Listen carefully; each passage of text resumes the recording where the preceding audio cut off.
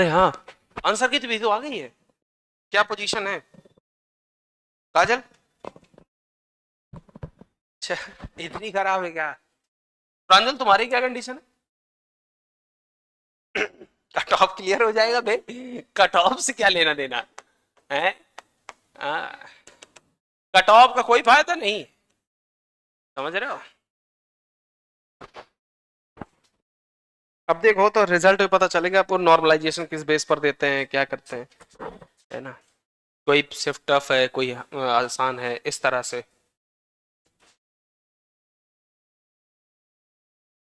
आइए, टॉपिक का नाम लिखिए ऑसिलेशन, और उसमें हम लोग पढ़ने जा रहे हैं SHM, simple harmonic motion. Group में मैसेज आया था ना, पता तो होएगा ही सबको कि क्लासेस रिज्यूम हो। अब ये तो नहीं पता यार, टाइम का हमें कुछ नहीं पता रहता। हाँ, तो टाइम हमें कुछ नहीं पता रहता। आई थिंक इसी वजह होगी कि मेरे पास इसके बाद टाइम ही नहीं है, ना इसके पहले ना इसके बाद। 8 बजे वाली तो वो वाली क्लास है ना मेरी, उसकी है 3 वाली, अर्जुना 3 अर्जुना 4। अब ये तो वो डिसाइड करें भाई कि किस टाइम पे रखनी है, किस टाइम पे नहीं, कैसा क्या करना है। ठीक है,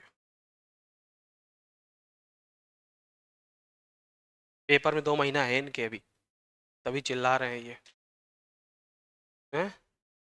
हाँ, तभी तो चिल्ला रहे हैं। खैर, इनकी कोई बात नहीं कर सकते अपन। चलिए, SHM, simple harmonic motion, right? थोड़ा सा स्पीड में लेकर चलेंगे, चीजों को समझते हुए चलना, और वही बात करेंगे जो जरूरी है। सुनना, सबसे पहले मैं आपको बता दूं, SHM को पढ़ने से पहले हमको कुछ बात समझनी होगी पीरियोडिक मोशन की, पहली, right?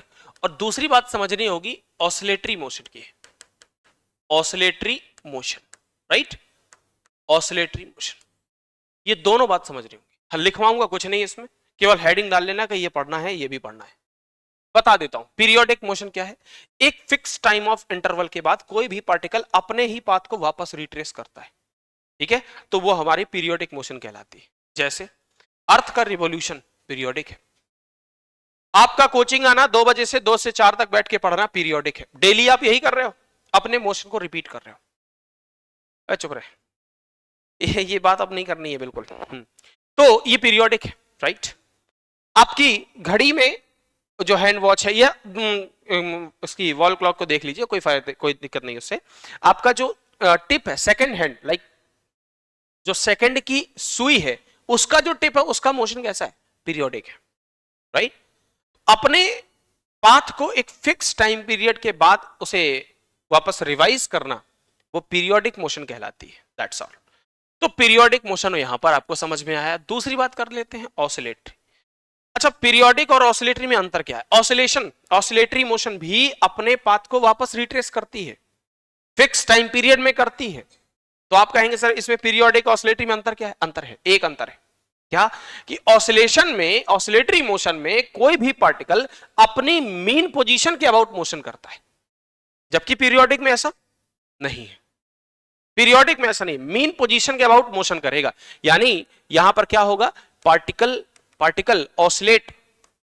oscillates in fixed time period about its mean position, बस इतनी बात याद रखनी। सर ये मीन पोजीशन के अबाउट ऑसिलेशन करती, और कैसे ऑसिलेशन कैसे करती है? ऑसिलेशन करने का तरीका क्या होता है? मैंने कहा 3 तरीके से देखा जाएगा। पहला, टू एंड फ्रो देखा जाएगा। दूसरा, अप एंड डाउन देखा जाएगा, ये सब देखे जाएंगे, अप एंड डाउन देखा जाएगा। तीसरा, बैक एंड फोर्थ देखा जाएगा। बैक एंड फोर्थ का मतलब होता है आगे पीछे, ऐसे, ये वाली मोशन आगे पीछे, back and forth, up and down and to and fro. This is your motion, right? तो कोई भी पार्टिकल एसएचएम वो तभी परफॉर्म करेगा जब ये दोनों क्वालिटीज उसके अंदर होंगी। समझ रहे हैं ना? एसएचएम मतलब सिंपल मतलब सिंपलेस्ट होनी चाहिए, सिंपल भी कम है। इसके इस टाइप के जो क्वेश्चंस आते हैं बहुत आसान आते हैं, मतलब ऐसे समझिए फॉर्मूला बेस्ड प्रॉब्लम आती है ज्यादातर, समझना है बस आपको। तो पीरियोडिक मोशन क्या है? कोई भी पार्टिकल अपने पाथ को रिट्रेस करेगा in fix time period, right. दूसरा ऑसिलेटरी मोशन क्या है? Particle oscillates it's fix time period about it's mean position. Mean position समझिएगा, मीन पोजीशन क्या है मैं आपको अभी मीन पोजीशन के बारे में बताऊंगा। मीन पोजीशन जहां पर नेट फोर्स जीरो हो, पार्टिकल पे लगने वाला नेट फोर्स जीरो होगा, तो वो मीन पोजीशन है। ऑसिलेशन कैसे हो रहा? मैंने कहा टू एंड फ्रो हो सकता है, अप एंड डाउन हो सकता है, बैक एंड फोर्थ हो सकता है। ये सब अलग अलग कंडीशंस में आपको देखने को मिलेंगे। अब आ जाइए हम लोग, चल मैं मीन पोजीशन की भी बात कर ही लेता हूं लगे हाथ, फिर मैं एसएचएम पर आता हूं। मीन पोजीशन क्या है? मैंने कहा देखो सीधी सी बात है सर, नेट फोर्स जीरो होगा, जहां पर नेट फोर्स पार्टिकल का जीरो होगा वो मीन पोजीशन, राइट। अच्छा, मीन पोजीशन में एफ नेट जो है वो जीरो होना चाहिए। और एक बात वेलोसिटी जो है वो मैक्सिमम होगी। वेलोसिटी कैसी होगी? मैक्सिमम। और वेलोसिटी मैक्सिमम है तो kinetic energy, sir kinetic energy maximum, और पोटेंशियल एनर्जी क्या हो जाएगी बताओ? मिनिमम। दो बातें यहां पर आपको देखने को मिलेंगी, एक मीन पोजीशन, दूसरा मिला करेगा एक्सट्रीम पोजीशन। ये आपका होएगा एक्सट्रीम पोजीशन। ये बिल्कुल जरूरी नहीं है कि मीन पोजीशन आपका 0,0 पर हो, ये जरूरी नहीं हो, कहीं भी हो सकता है। जिस पॉइंट के अबाउट पार्टिकल ऑसिलेट कर रहा है वही मीन पोजीशन है। जैसे मैं आपको बताऊं समझना, लाइक ऐसे समझो, हमारे पास ये एक रास्ता है सर, ये कोई पॉइंट है, यहां पर ये प्लस ए लिखा हुआ है, ये माइनस ए लिखा हुआ है। प्लस ए का नाम होता है बच्चों एम्पलीट्यूड, समझते हैं आप इसको? Amplitude, amplitude is what? Amplitude mean position से, जैसे मैं आपसे कहूं कि कोई एक वेव मैंने इस तरह से बनाई है, तो ये जो मीन पोजीशन यहां पर है, तो मीन पोजीशन से एक साइड की जो मैक्सिमम डिस्टेंस होती है उसे हम लोग प्लस ए यानी एम्पलीट्यूड बोलते हैं, समझ गए ना। तो हमारा कोई पार्टिकल यहां से चलना शुरू करेगा, यहां पर इस पर नेट फोर्स क्या हो जाएगा? जीरो। तो यहां से पहले इधर चलेगा, फिर यहां से ऐसे आएगा, फिर इधर आएगा, और वापस से अपने रास्ते पर आ जाएगा, अपनी जिस पोजीशन से उसने चलना शुरू किया था, ऐसे, मतलब ऐसे ऐसे ऐसे ऐसे, राइट। जैसे ऑसिलेशन में होता तो पहले इधर जाता है, फिर वापस आता है, फिर इधर जाता है, फिर वापस आता है, तो वही तो रास्ता है ये उस रास्ते का ग्राफ हमने बना दिया यहां पे, समझ गए ना। तो ये आपको धीरे धीरे आपको समझ में आ जाएगी। अच्छा, एक्सट्रीम पोजीशन क्या है? जहां पर काइनेटिक एनर्जी जीरो हो जाती है, जहां पर पोटेंशियल एनर्जी आपकी मैक्सिमम होती है, वो एक्सट्रीम पोजीशन। जहां पर आपकी अच्छा एक मिनट, वेलोसिटी क्या हो जाएगी? जीरो। हाँ एक बात है, एक्सेलरेशन क्या होएगा? मैक्सिमम। ये एक्सेलरेशन यहां पर मैक्सिमम होता है, तभी वो एक्सट्रीम पोजीशन डिफाइंड होनी चाहिए, मीन पोजीशन डिफाइंड होनी चाहिए, तभी आप एसएचएम परफॉर्म कर पाएंगे। ठीक है सर, आइए थोड़ा सा एसएचएम के बारे में भी बात करते हैं। अब आता हूं मैं एसएचएम पर। सर एसएचएम क्या होगा? कंडीशंस क्या होती है? मैंने कहा पहली बात, particle should do the periodic motion, particle periodic motion करे एंड ऑसिलेटरी मोशन करे। दोनों बातें एक साथ लिखते हैं, ऑसिलेटरी मोशन, ये दोनों एक साथ परफॉर्म करे। ऑसिलेटरी मोशन में क्या है तो बताइएगा? पहला टू एंड फ्रो, मैं ये बार बार इसलिए मेंशन कर रहा हूं क्योंकि आगे चल के यही मुझे देखना है। Up and down, up and down, and तीसरा back and forth, back and forth. ठीक है सर, बैक एंड फोर्थ। और ये सब किसके अबाउट देखी जाएंगे बताओ? किसके अबाउट देखोगे? Mean position. ये सब कुछ आप मीन पोजीशन के अबाउट देख पाएंगे। ठीक है सर, दूसरा पॉइंट क्या है? दूसरा पॉइंट ये है कि आपका जो डिस्प्लेसमेंट है, displacement of particle is directly proportional to negative sign of acceleration. ये कंडीशन अप्लाई होनी चाहिए। अगर आप ये कंडीशन अप्लाई नहीं करते हैं तो आप एसएचएम परफॉर्म नहीं कर पाएंगे। यानी displacement of particle directly proportional to acceleration. अच्छा, एक्सेलरेशन लिख दो या फोर्स लिख दो, बात है कि आप तो जानते हो ना F is equals to ma होता है, तो आप एक्सेलरेशन लिखोगे तो फोर्स बाई एम ही तो, फोर्स बाई मास ही तो लिखोगे ना। यस, तो हम ऐसा भी लिख सकते हैं। अब सर बात यह है कि ये एक्सेलरेशन में जो नेगेटिव साइन है ये क्या बता रहा है? कोई बताएगा? रीस्टोरिंग नेचर क्या बता रहा है? हाँ, आपकी बात सही है, डायरेक्शन सही है, मैं उसको थोड़ा मॉडिफाई कर रहा हूं। रीस्टोरिंग नेचर ये बताता है, मतलब रीस्टोरिंग नेचर होना चाहिए। अच्छा ये कहां होता है, जल्दी बोलो। स्टेबल कंडीशन में, याद करो 3 टाइप का इक्विलिब्रियम पढ़ाया था, स्टेबल, अनस्टेबल और न्यूट्रल। तो स्टेबल इक्विलिब्रियम में रीस्टोरिंग फोर्स हुआ करता था, याद है आपको। जैसे मैं आपको एक फोटो दिखाता हूं, जरा देखना ध्यान से। हमारे पास ये एक पार्टिकल है, इसका मास m है, मैंने इसको यहां तक इसको लेकर गया, ऐसे ऐसे यहां पर इसको छोड़ दिया। जैसे मैं इसको यहां से रिलीज करता हूं बच्चों, ये एंगल थीटा है। तो किसी एक पॉइंट पर मान ले, इसी फोटो में अगर मैं इसको यहां पर देखूं, तो इसका आपने एक स्नैपशॉट खींचा, इसकी मोशन के दौरान एक स्नैपशॉट लिया और आपने कहा सर हम इसको स्टडी करना चाहते हैं। तो हमने कहा देखो जरा यहां पर टेंशन होगा, मैंने कहा सर टेंशन यहां भी होगा। तो यहां पर इस डायरेक्शन में सर ये एंगल थीटा, तो ये एंगल भी। तो अब टेंशन की कंपोनेंट मत करना, क्यों? क्योंकि हमारे पार्टिकल का मोशन इधर है, ये सर्कुलर मोशन में बताया था कि कब किसके कंपोनेंट करना चाहिए, ये तुम्हें पता होना चाहिए। तो यहां पर सर mg का एक कंपोनेंट आएगा, this is mg cos theta and this is mg, यहां पर ये वाला क्या हो जाएगा बताओ, mg का sin theta. Sir mg cos theta जो होगा वो टेंशन को बैलेंस करेगा और mg sin थीटा पार्टिकल को वापस लेकर आएगा। ये ऑसिलेट ही तो कर रहा है, याद करो। ये mg sin थीटा पार्टिकल को वापस लेकर आएगा and this is your f of r, restoring force. यही तो आपका रीस्टोरिंग फोर्स है, बात समझे। अच्छा एक बात बताओ, क्या आपने ऑसिलेशन, ये एसएचएम के जो क्वेश्चंस हैं ये आपने इलेक्ट्रोस्टैटिक्स में भी देखे हैं? दिखाता हूं, देखना, सुनना मेरी बात को। एक पहले मैं इसकी इक्वेशन को लिख दूं, फिर मैं आपको वहां पर लेकर चलता हूं। इसकी इक्वेशन को देखना बेटा, f directly proportional to minus of x। आपने सामान वाला झूला देखा है, इसे वाला देखा है, बैठे होगे, तो उसको पकड़ो और उसको ऐसे पीछे ले जाके यहां से छोड़ दो, तो तुमने उसको यहां पर डिस्प्लेसमेंट दिया, लेकिन वो एक्सेलरेट आगे की तरफ कर रहा है। ये वही बात है, ये समझ रहे हैं ना? यस।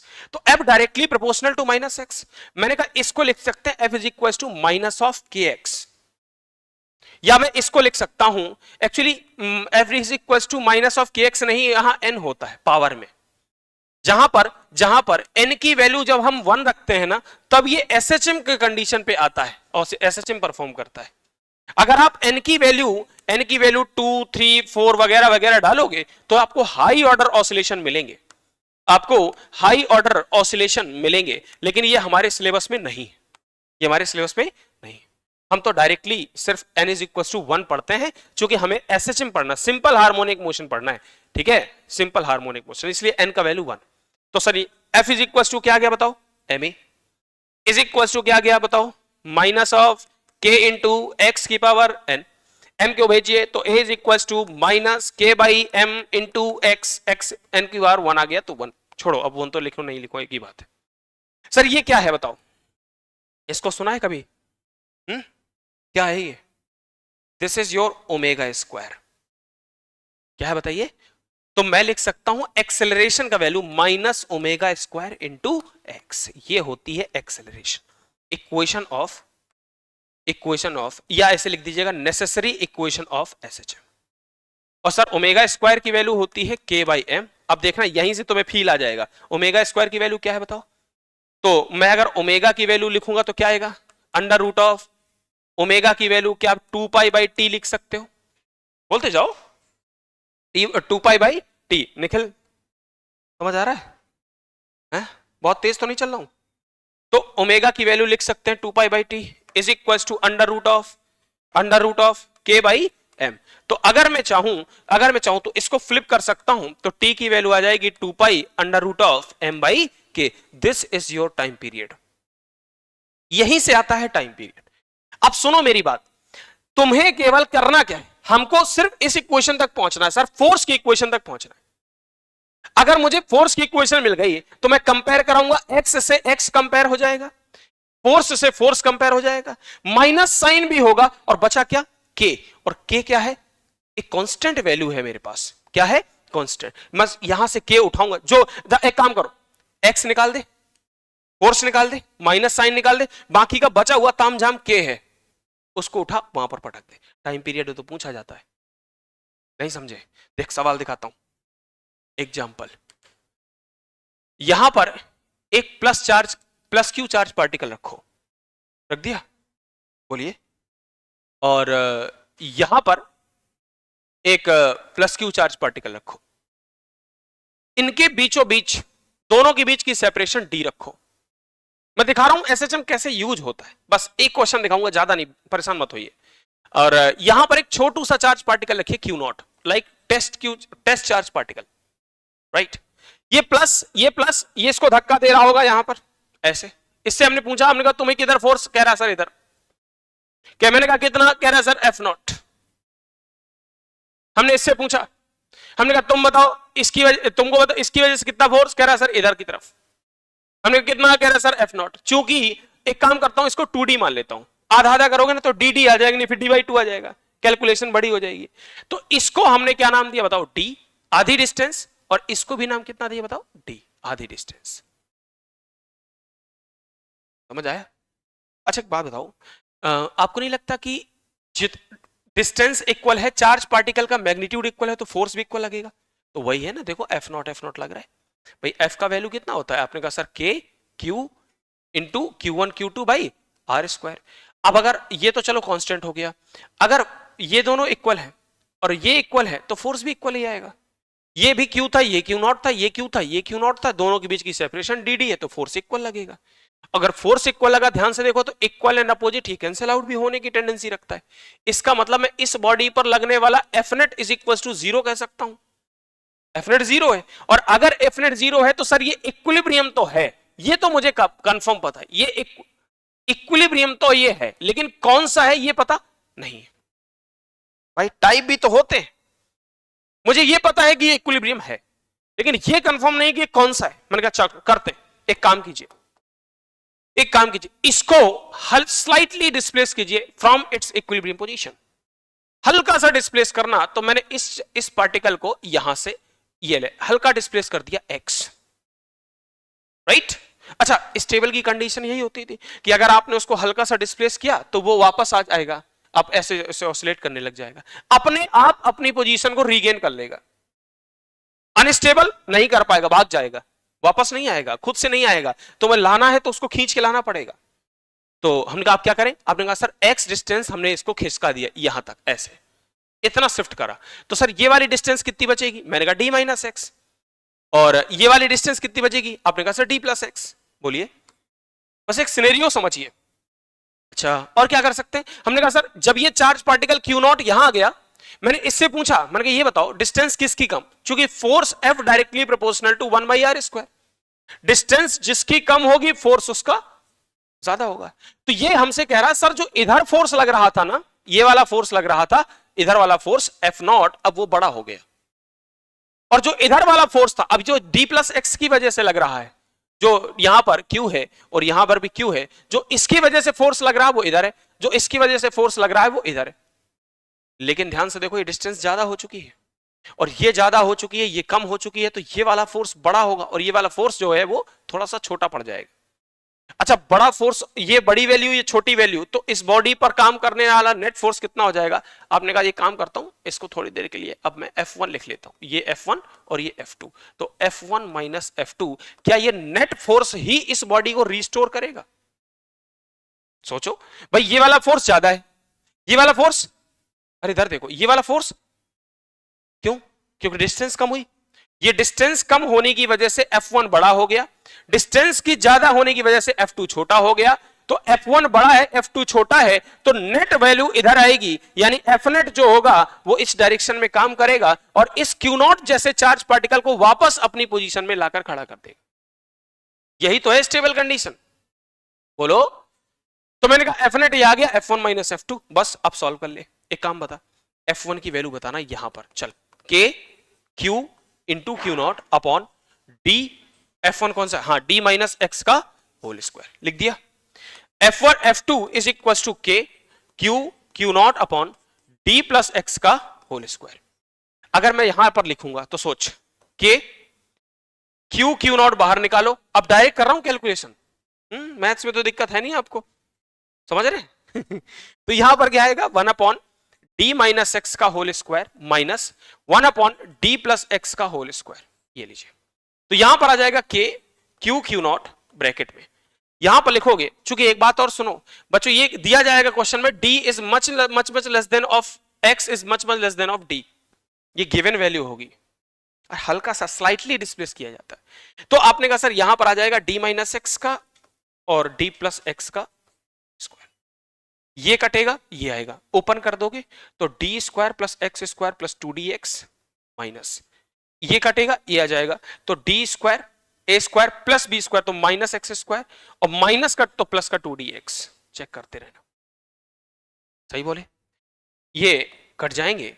अब यहां से देखना तो k q q not into 2ds हो जाएगा 4dx अपॉन, अब सुनना सर ये x, अच्छा एक मिनट, x छोटा है और एक्स स्क्वायर और छोटा नहीं हो जाएगा, बोलो बोलो, x की वैल्यू 0.01 तो स्क्वायर करोगे तो 0.00001 और नहीं छोटा हो जाएगा वो।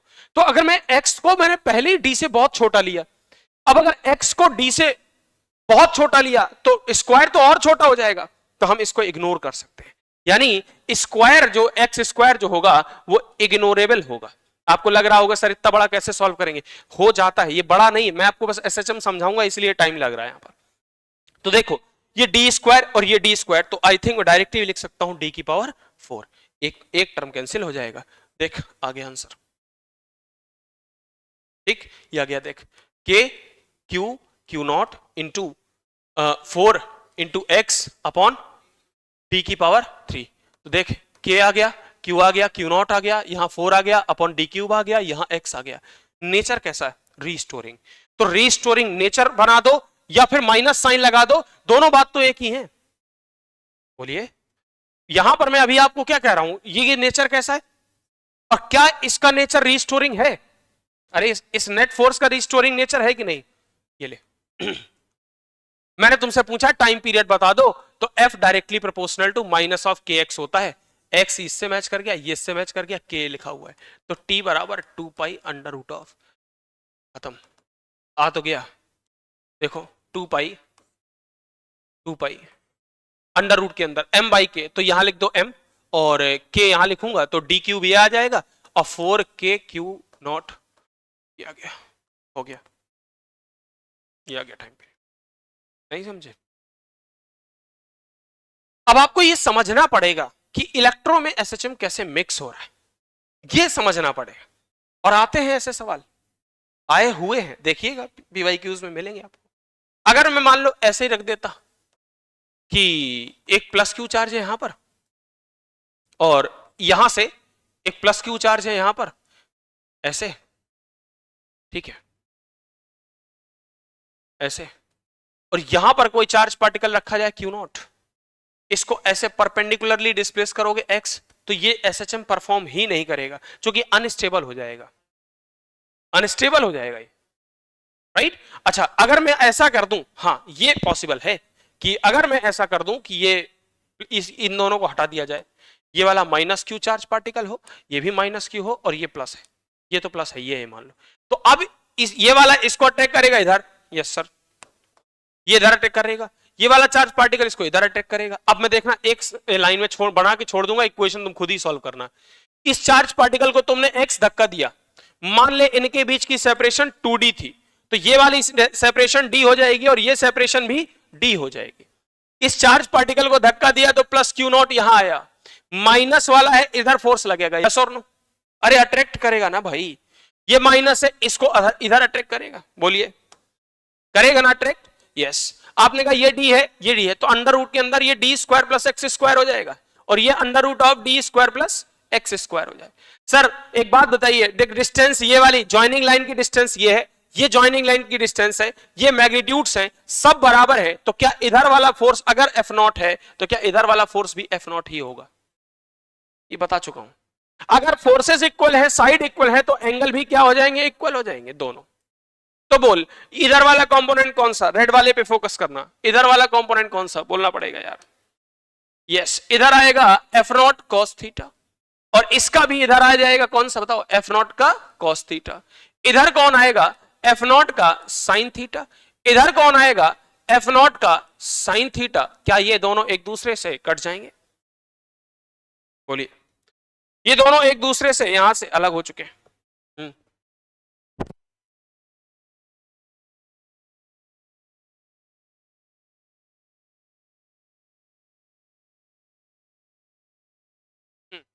ये दोनों कट जाएंगे, एक मिनट, इसको खींच के वापस लाने वाला कौन, F not cos theta, F not cos theta कौन है बोलिए, 2 f0 cos थीटा।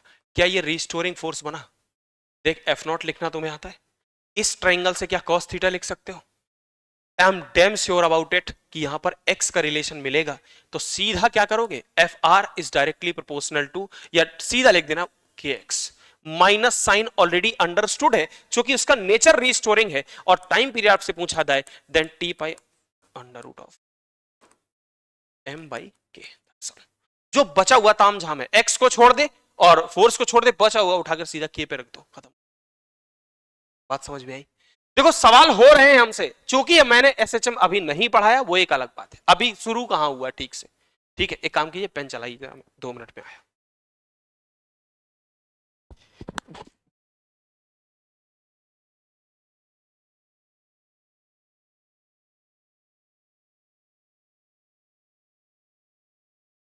हेलो, हाँ बाबू कितना भेजना, चलो भेज रहे हैं, चलो जाओ नीचे हम हैं।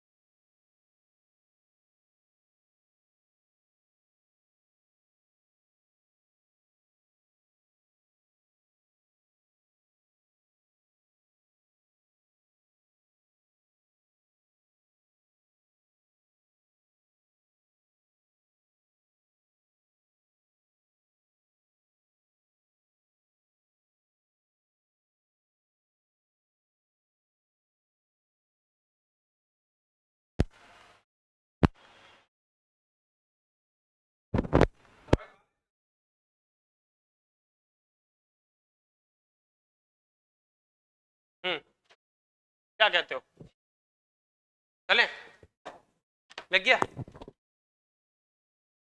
आधे कुछ समझ आ रहा है, थोड़ी थोड़ी,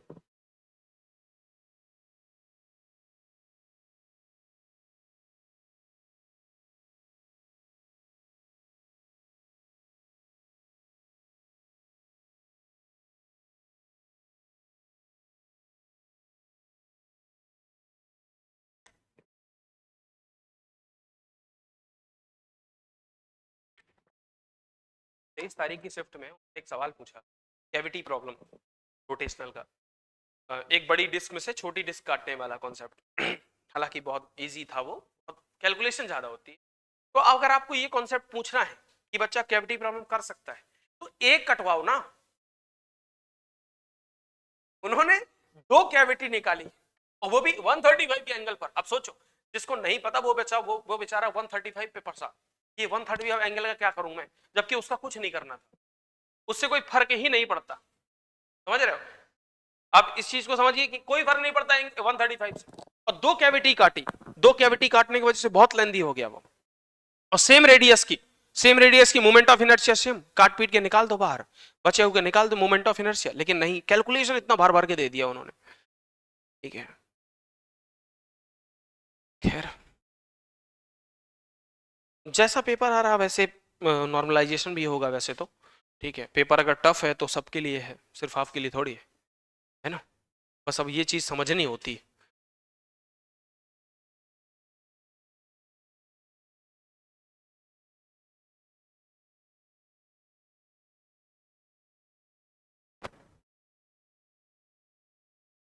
बस आप फटाफट लिखते रहिए, कोशिश करेंगे कि हम कम से कम समय में ये चीजें कवर अप कर लें।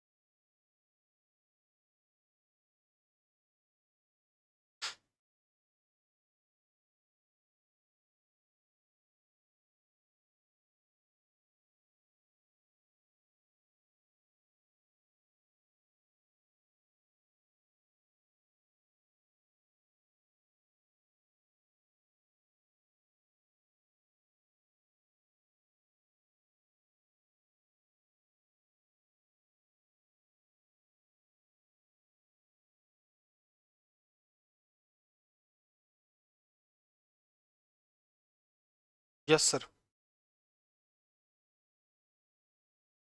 बताइए क्या करना है। अच्छा सुनो, एसएचएम कौन सा पार्टिकल एग्जीक्यूट करेगा?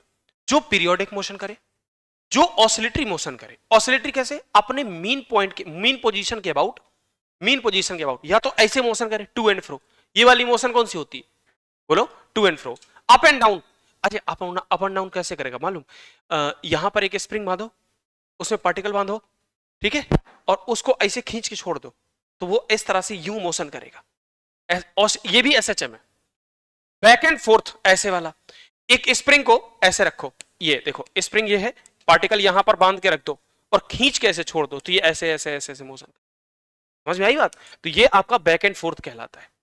सर इसकी नेसेसरी कंडीशन क्या है कि displacement of particle is directly proportional to minus of acceleration of particle.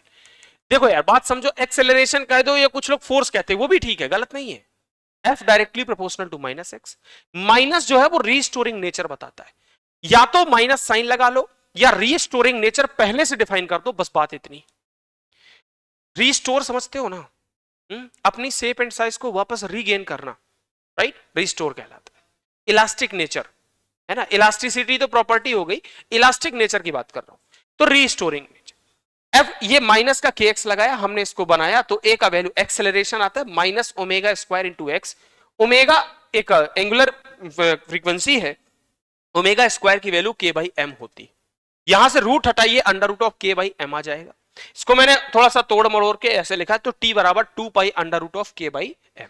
Sir frequency क्या हो जाएगी? तो मैंने कहा 1/2 पाई under root of K by M, ऐसे करके इसको ऊपर चला जा, फ्लक्चुएट आप कर सकते हैं, ये फ्रीक्वेंसी आ जाएगी अगर कभी जरूरत पड़े तो, राइट। हमेशा आपको जब भी आप एसएचएम देख रहे होंगे, कोई पार्टिकल एसएचएम परफॉर्म कर रहा है, एसएचएम एग्जीक्यूट कर रहा है, तो वहां पर एक रीस्टोरिंग फोर्स जरूर होगा। ठीक है, एक जरूर वहां पर एक रीस्टोरिंग फोर्स होगा जो उस पार्टिकल को वापस लाने में हेल्प करेगा। बात समझे ना?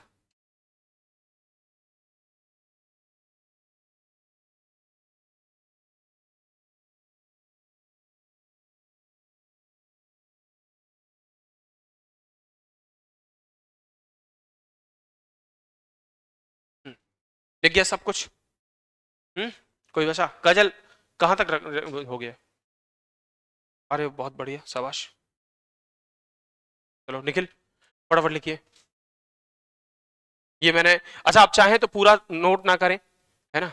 यहां तक नोट कर लीजिए, ये सब तो कैलकुलेशन है, ये खुद से कर सकते हो, है ना। बस लास्ट में जो एफनेट निकल के आएगा, इसको आप के से कंपेयर करके टाइम पीरियड, मैंने आपसे यहां सवाल लिख दूं, fine find time period of particle executing the SHM, executing the SHM, जो पार्टिकल SHM परफॉर्म कर रहा है उसका मुझे टाइम पीरियड बता दो। ठीक है, तो सब कुछ नोट मत कीजिए, की पॉइंट्स लिख लीजिए। बस आपको मैंने ये फोटो दिखाना चाह रहा था कि ऐसा भी सवाल पूछा जा सकता है, मतलब टाइम पीरियड को वहां यहां भी इंक्लूड कर सकते हैं, है ना। टाइम पीरियड को वो SHM को वो फ्लूइड मैकेनिक्स में मर्ज कर सकते हैं। ठीक है, तो बहुत सारी चीजें हैं, बस उनको आपको समझना होगा।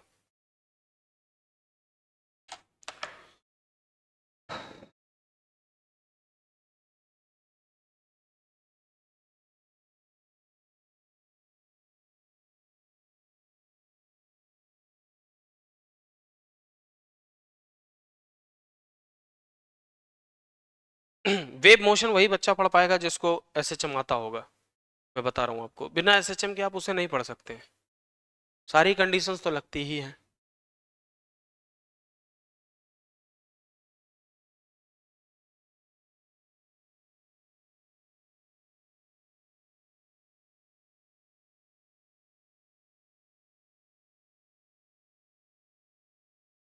बन गया, ये डायग्राम बना लिया आपने। सबसे पहले तो डायग्राम बनाइए, आपको ये समझ में आना चाहिए कि F1 बड़ा कैसे हुआ और F2 छोटा कैसे हुआ। निखिल, ये समझ आ रहा है तुमको? आपका नाम क्या है? अविनाश। आप पहले से किसी दूसरे बैच में ऐसे थे क्या? किसी भी, अच्छा ठीक है, समझ आ रहा है थोड़ा थोड़ा, धीरे धीरे आने लग जाएगा, परेशान नहीं होना। क्यों बिटिया, समझ आ रहा है तुमको? क्यों समझ आ रहा है?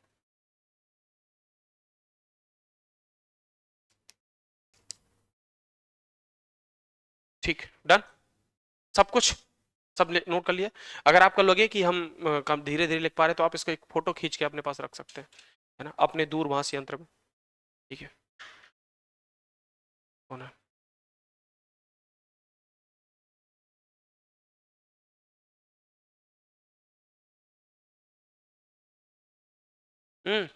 अब्दुल क्या हुआ?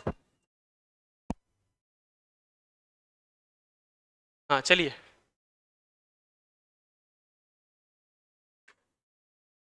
इसको लिखिए। रंजन फोटो क्यों लेते थे क्या? ले लो ले लो।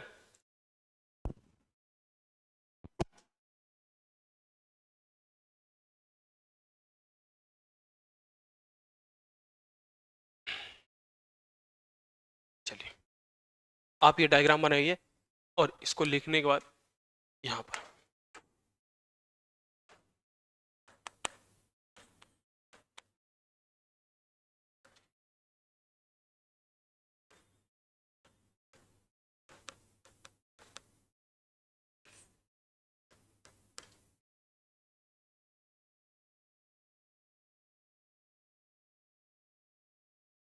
हेडिंग, इसको बनाने के बाद हेडिंग डालिएगा, डिफरेंशियल इक्वेशन ऑफ SHM।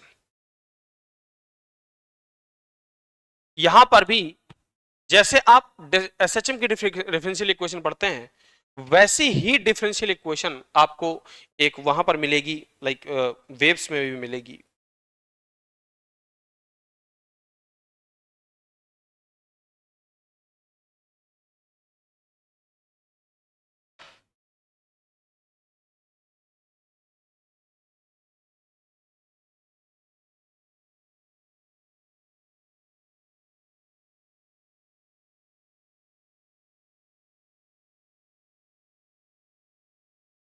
लिख गया? पढ़ाना शुरू करूं?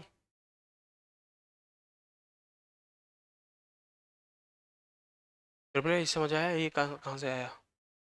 कॉस थीटा निकालोगे, यहां से कॉस थीटा आ जाएगा, F0 आ जाएगा, और जब आप उसको निकाल के देखोगे ना कहीं x का टर्म बन रहा होगा 100%। तो जब x का टर्म बनेगा उससे कंपेयर कराइए, जो x से कंपेयर हो जाएगा, फोर्स फोर्स से हो गया, बचा कौन, के को उठाओ, उठाकर यहां फेंक दो, टाइम पीरियड में खत्म बात। तो टाइम पीरियड आपको मिल जाएगा, क्योंकि ये देखो ये इधर खींचेगा, ये पार्टिकल ऐसे आएगा और आके यार रुकेगा नहीं, ऐसे निकल जाएगा, फिर ऐसे ऐसे ऑसिलेशन करेगा। ठीक है, चलो अगले हेडिंग है बच्चों, डिफरेंशियल इक्वेशन ऑफ एसएचएम। आइए जरा समझते हैं। मैंने आपसे कहा कि we know that the necessary condition of SHM, A is directly proportional to -x। Do you know about it? तो ए इज इक्वल्स टू आ गया, ए इज इक्वल्स टू आ गया मेरे पास कि -ω² इंटू एक्स। सही है, या तो x लिख लो या तो y लिख लो, बात एक ही है, उससे कोई फर्क नहीं पड़ता है मुझे। अच्छा x क्या है? आपने कहा सर x है डिस्प्लेसमेंट। x क्या है? डिस्प्लेसमेंट। अब वो एक अलग बात है कि मुझे डिस्प्लेसमेंट की इक्वेशन मिलती है x is equals to a sin ωt। बोलिए, मुझे यहां पर कुछ इस तरीके का डिस्प्लेसमेंट मिलता है y इज इक्वल्स टू या x is equals to a sin ωt, जहां पर a क्या है सर? एम्पलीट्यूड। a क्या है? अभी बताया मैंने, एम्पलीट्यूड। मीन पोजीशन से एक साइड की मैक्सिमम डिस्टेंस को एम्पलीट्यूड कहा जाता है, समझ गए? जैसे कोई पार्टिकल यहां पर बंधा होता, मैं उसको पकड़ता, यहां तक खींच के लेके जाता और छोड़ देता, तो यहां से लेकर यहां तक की एक साइड की मैक्सिमम डिस्टेंस को क्या बोलते हैं? एम्पलीट्यूड। तो ये सर ओमेगा क्या है? Angular frequency. टी क्या है? कोई जनरल टाइम पीरियड। और ये साइन का ग्राफ है, साइन। अच्छा, साइन भी पीरियोडिक ग्राफ बनाता है, कॉस भी पीरियोडिक बनाता है, ठीक है? तो ज्यादातर फंक्शन आपको साइन और कॉस में मिलेंगे। जो भी फंक्शन पीरियोडिक ग्राफ होंगे वो सब आपको मिल सकते हैं यहां पर। तो मैंने ऐसे देखा। सर ए को क्या लिख सकते हैं? मैंने कहा लिख सकता हूं d2x/dt² प्लस में ये इधर आ जाएगा, तो ω²x बराबर क्या आ जाएगा? 0। This is your differential equation of SHM. Means मतलब जो भी इस इक्वेशन को फॉलो कर रहे होंगे, जितने भी लोग, जितनी भी इक्वेशंस इसको फॉलो कर रहे होंगे, वही एसएचएम परफॉर्म करेंगे। सर पता लगाने के काम आती है। जैसे मैं एक सवाल देता हूं छोटा सा, एक मैं करवाता हूं, दो आप करेंगे। तो y is equals to a sin ωt। चल, क्या ये एसएचएम परफॉर्म करती है? मैंने कहा बिल्कुल करती है। हमें कैसे पता चलेगा? हमने कहा अगर मैं इसको दो बार डिफरेंशिएट कर दूं, यहां रख दूं, तो आंसर मेरा 0 आना चाहिए। क्या आना चाहिए? अगर 0 आया तो मैं कह दूंगा एसएचएम परफॉर्म कर रही है, और अगर 0 नहीं आया तो कह दूंगा नहीं कर रही है। सीधी सी बात है। तो हमने कहा चल y की जगह मैं x लिख लेता हूं, चूंकि x है यहां पर, कोई दिक्कत नहीं है। तो जरा बताओ एक बार d2x/dt² का वैल्यू क्या आएगा? एक बार करोगे तो a ओमेगा sin ωt का cos हो जाएगा, cos ωt आ जाएगा। दोबारा करोगे तो माइनस का a ω² sin ωt आ जाएगा। बोल क्या कहते हो? क्या डायरेक्टली मैंने कर दिया? समझ आया आपको? नहीं आया? आयु सी भाई देखो, a sin ωt है, तो a का तो a ही रहेगा, वो तो कांस्टेंट वैल्यू। साइन का हो गया cos, ओमेगा टी का वापस से ओमेगा बाहर आ गया, तो a ओमेगा cos ωt। अब a ओमेगा cos ωt का होगा तो a ओमेगा तो बाहर रहेगा, ओमेगा टी का ओमेगा बाहर आ गया तो a ओमेगा² हो गया, और cos का हो गया माइनस साइन, तो माइनस यहां लगा दो, साइन आ गया। Got my point? यस। मैंने कहा इसको रखिए हमारी डिफरेंशियल इक्वेशन में, तो differential equation d2x/dt² plus ω²y या x इज इक्वल्स टू 0। तो यह आ जाएगा बच्चों d2x/dt² को इसको उठाओ माइनस का a ω² sin ωt प्लस का ω², x को लिख सकता हूं sin ωt। क्या लिख सकता हूं? Sorry a sin ωt। क्या लिख सकता हूं? ध्यान से देखो तो ये कट गया। आंसर क्या आया? आंसर क्या आया? इसका मतलब ये एसएचएम परफॉर्म कर रही है। सवाल बनते हैं सर, लाइक मैंने आपसे पूछ लिया कि x बराबर x, दूसरा सवाल है x is equal to a sin 2ωt, ये पहला सवाल है। दूसरा, यार सुनो, साइन वाले फंक्शन कॉस वाले फंक्शन तो आप आइडिया लगा लोगे, कर रही है नहीं कर रही है, कल लगा लोगे ना आइडिया। मान ले मैं तुझे कुछ अजीब सा फंक्शन दे दूं, चलो y is equal to e की power minus iota omega T. अब तो भाई ये तो चल तूने बता दिया कि देख के हो रहा है, कर रहा होगा, पता नहीं कर रहा, नहीं कर रहा, वॉटेवर। इसका क्या करोगे? इसको भी तो सॉल्व करना है। लेकिन अगर तुम सोचो कि मुझे जरूरत नहीं है उसको डिफरेंशियल इक्वेशन को पढ़ने की, अगर मैं डिफरेंशियल इक्वेशन ना पढ़ूं तो क्या काम चल जाएगा? ये कौन सा परफॉर्म करेगी, कौन सी नहीं करेगी, क्या मैं समझ जाऊंगा? मैंने कहा नहीं समझ पाओगे, करना ही पड़ेगा। थोड़ा सोचना पड़ेगा। मैंने कहा अगर मैं इसका सोचूं, देख अब बच्चे इसमें भी गलती करेंगे, देख क्या होता है। मैंने कहा d2x अपॉन dt स्क्वायर का वैल्यू यहां पर मैं क्या लिख सकता हूं बताइए। तो आपने कहा सर ओमेगा टी में 2 ओमेगा टी का होगा, तो 2 ओमेगा बाहर आ जाएगा, ए पहले से लिखा हुआ है, और साइन का हो गया cos 2 ओमेगा टी, है ना। नोट मत करना भी, देखो अब 2 ओमेगा फिर से बाहर आ जाएगा, तो ये हो जाएगा 4 ओमेगा स्क्वायर ए माइनस का साइन ओमेगा टी। तो सब हटाइए, क्या लिख सकते हैं बताइए, माइनस का 4 omega square into a cos sorry sine sine omega t, sine का 2 omega t, sine 2 omega t, ये लो आ गया।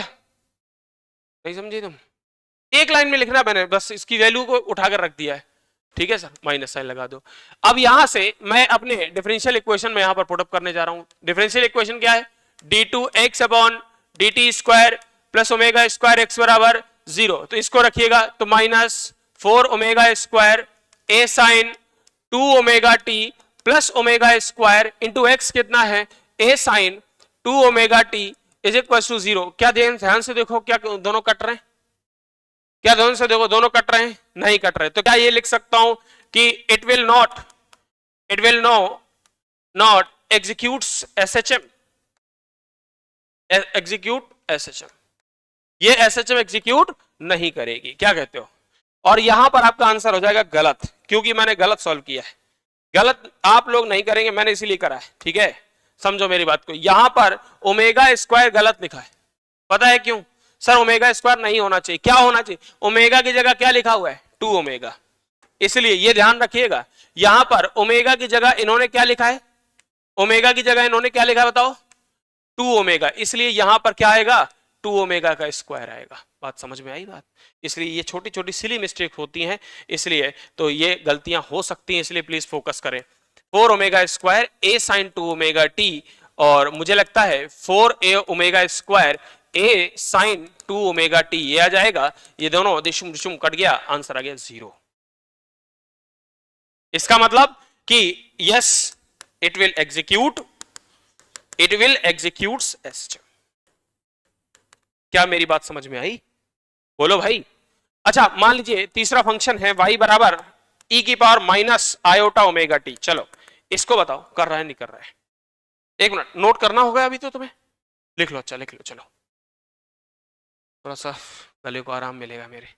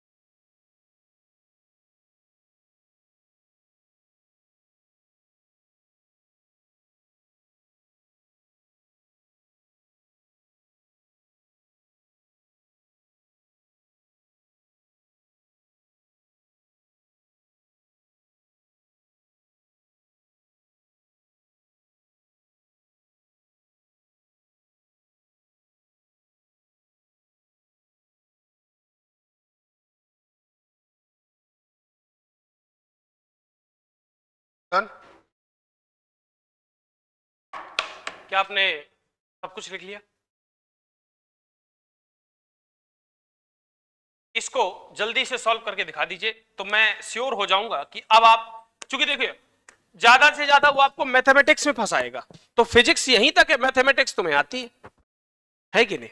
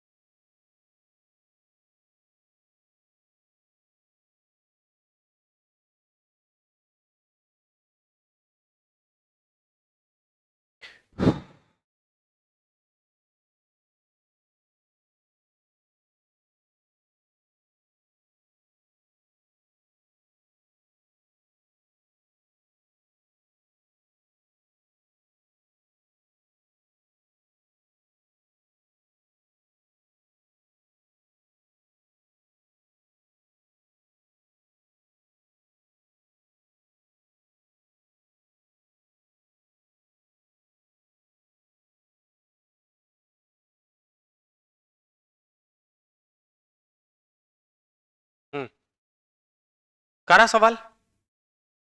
नहीं कर रहा? एग्जीक्यूट नहीं कर रहा? चलो कोई बात नहीं, मैं करूं?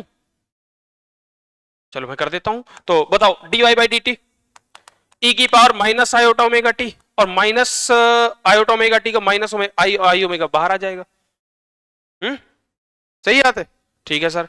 तो d two y d T square आ जाएगा, और ई की power minus iota omega t, ये तो यही रहेगा, और ये माइनस का iota square into omega square ये हो जाएगा, राइट? जल्दी बोलो। तो आए कहां पर?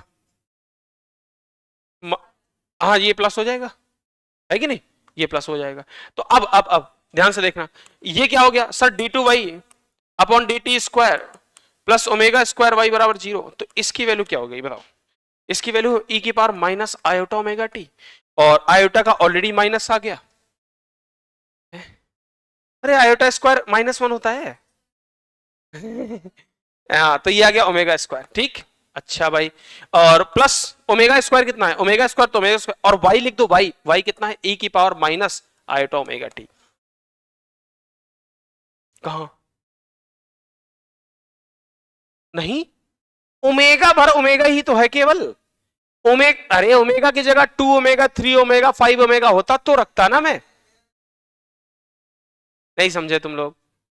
मुझे लग रहा था इसलिए मैंने ये दिया था। 2-3 सवाल और करना भाई। ओमेगा की जगह कुछ रखोगे। अच्छा एक मिनट समझो, I will make you understand. Omega तब आया जब y is equal to A sine omega T after derivation. मैंने यही तो कहा ना कि मेरी डिस्प्लेसमेंट इक्वेशन ये है, या ये है, या ये है, या फिर ये है। नहीं समझे? मेरे पास ये मेरी डिस्प्लेसमेंट इक्वेशंस हैं, तब मेरे पास डिफरेंशियल इक्वेशन ये आई। अगर मैं अपनी इक्वेशन में कुछ भी बदलाव करता हूं तो मुझे दिखाना पड़ेगा। अब अगर मैं साइन 2 ओमेगा टी लिख रहा हूं तो मुझे ये दिखाना पड़ेगा यहां पर। बोलिए, तो ये टर्म ये और ये टर्म ये सब कट तो रहा है, आंसर 0। देख, ये अजीब सी इक्वेशन दिखने वाली इक्वेशन भी एसएचएम एग्जीक्यूट कर रही है। और ये कौन बता सकता है? ये आपकी डिफरेंशियल इक्वेशन बता सकती है कि हाँ ये कर रही है या नहीं कर रही। अब देख, कुछ बच्चों वाले सवाल ऐसे भी आते हैं। एग्जाम्पल देख, मैंने लिखा यहां पर 4 D two Y upon D T square plus का 64 वाई इज इक्वल टू 0। मैंने तुमसे पूछा टाइम पीरियड बताओ कितना होगा। जो पार्टिकल इस डिफरेंशियल इक्वेशन से मैच कर रहा है उसका ऑसिलेशन का टाइम पीरियड बताइए। आपने कहा सर अब मुझे अगर डिफरेंशियल इक्वेशन याद नहीं है तो मैं शायद इसको नहीं कर पाऊं। तो ये आ जाएगा D two Y upon D T square plus का 4 से डिवाइड कराओ तो 16 वाई बराबर 0 आ जाएगा। बिल्कुल, ओमेगा स्क्वायर का वैल्यू 16 आ गया, ओमेगा की वैल्यू 4 आ गई, तो 2 पाई बाई टी बराबर 4 आ गया। 2 से काटिए 2 बार। कुछ गड़बड़ कर दिया मैंने, मुझे लग रहा है, हैं? अरे चल, प्लस माइनस 4 क्या करना? 2 पाई बाई टी लिखना भाई। 2 से काट 2 बार तो 2t बराबर कितना आ गया? ये इधर जाएगा ना तो 2t बराबर आ गया पाई, यानी t बराबर पाई बाई 2 आ गया भाई। क्यों निखिल बताओ कितना आ गया? 5/2 टाइम्स ऑफ आपका यह आ जाएगा क्या आंसर। तो कभी ऐसे सवाल, हालांकि ये मेंस तो नहीं पूछेगा, अभी जैसे सबसे पेपर आ रहे हैं, पूछने के लिए तो कुछ भी पूछ सकते हैं ना यार, वो सब कुछ अनएक्सपेक्टेड है, कोई कुछ नहीं कह सकता है, ठीक है। तो मुझे ऐसा लगता है कि अब इसमें तुम गलतियां नहीं करोगे। एक बार देख लो जल्दी से, पेन चला लो अगर तुम्हारा कुछ बचा हुआ तो फटाफट।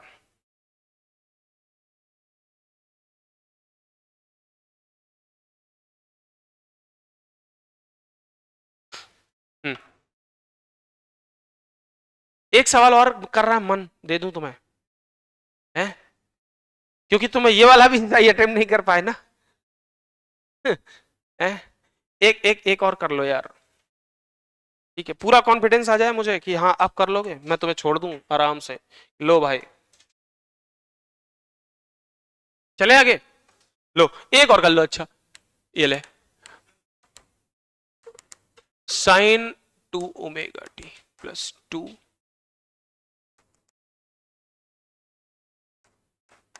अब यार ज्यादा हो जाएगा, कैलकुलेशन ज्यादा हो जाएगी, तो ज्यादा हो जाएगी, करो ज्यादा ही तो वाला तो आ रहा है ज्यादा वाला ही तो आ रहा है।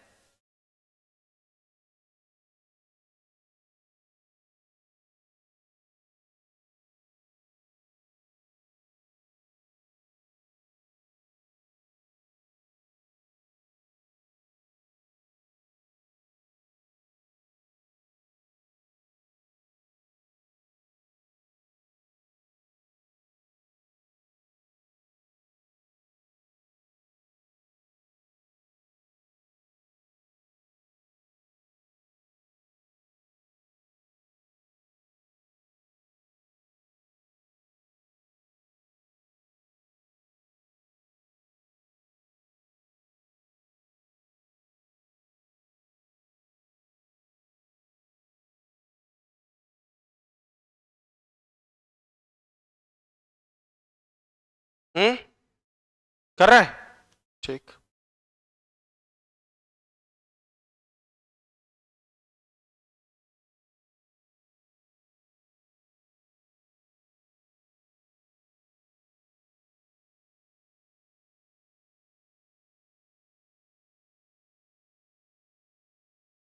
कर रहा है,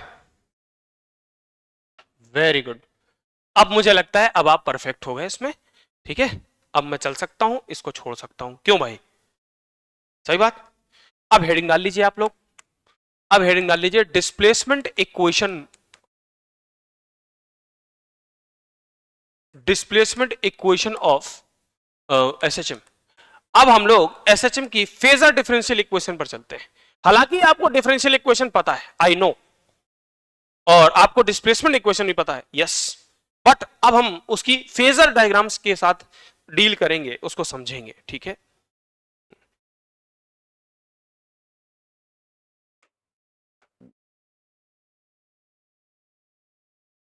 अच्छा एक बात बताइए, क्या कह रहा था, टाइम पीरियड तो बता दिया मैंने, है ना, चलो। अच्छा एक बात समझना मेरी बात को, ठीक है, ये ले,